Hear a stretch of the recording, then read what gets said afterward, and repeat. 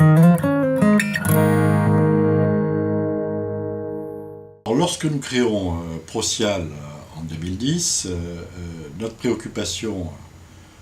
est naturellement de créer un cabinet en stratégie dans le champ de la protection sociale et de la protection sociale complémentaire, mais avec l'ambition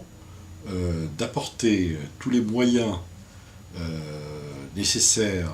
à leur fonctionnement aux structures élues qui interviennent dans ce champ de la protection sociale. Notre préoccupation à l'époque est donc de permettre que nos compétences, à la fois dans le champ opérationnel et dans l'animation de la vie démocratique, soient apportées aux structures politiques, notamment de la complémentaire, afin qu'elles puissent remplir leur mission à la fois de conduite stratégique, de contrôle et d'animation de la vie politique de ces structures. Les activités de Procial, naturellement, elles se dégagent de ces missions. C'est-à-dire que la première activité, nous sommes concentrés sur la formation des administrateurs mutualistes, et notamment face à la mise en œuvre de Solvabilité 2, donc comment donner aux administrateurs mutualistes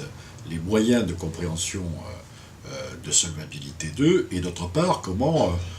leur faire entendre, comprendre les marges de manœuvre qui restent les leurs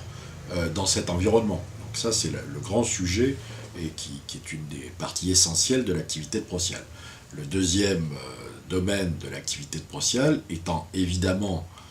le conseil stratégique aux organisations mutualistes, qu'il s'agisse de leur développement, qu'il s'agisse de leur rapprochement, et le troisième, qui répond à une opportunité qui nous a été donnée, qui a été de continuer de travailler sur les stratégies du secteur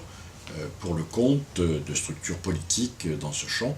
et donc de continuer de réfléchir à l'évolution du système de santé et de protection sociale. Alors aujourd'hui, la question qui est posée, c'est que face à ce qu'il faut bien constater, qui est un appauvrissement de la vie démocratique des organisations sociales, qu'elles soient dans le régime obligatoire ou qu'elles soient dans le régime complémentaire, la question sur laquelle nous travaillons est celle justement d'utiliser les possibilités offertes par le numérique pour les mettre au service de cette réanimation de la vie démocratique. Comment sommes-nous capables aujourd'hui, avec les outils d'aujourd'hui, dans les conditions sociologiques dans lesquelles se trouvent les populations, c'est-à-dire avec des engagements qui sont différents de ceux que nous avons pu connaître par le passé, comment nous pouvons leur redonner une présence, un poids dans la protection sociale, considérant que cette présence dans la protection sociale complémentaire notamment est un élément de la régulation